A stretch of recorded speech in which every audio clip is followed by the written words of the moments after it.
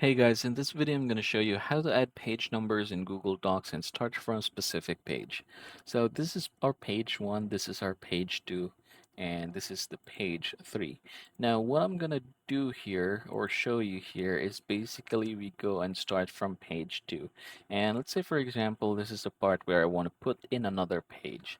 So I'm going to go ahead and click format or insert rather and then break, section break, next page. I'm going to go ahead and click that one.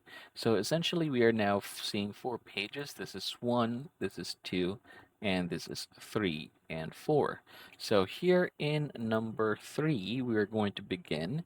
I'm going to click Insert Page Numbers, and then I'm going to choose this one here just so we could easily see it. So now you have 1, 2, 3, 4. And then from here, we're going to go ahead and head over to page 3. This is the section where we want to treat as new page. Options, page numbers, header, start at 1.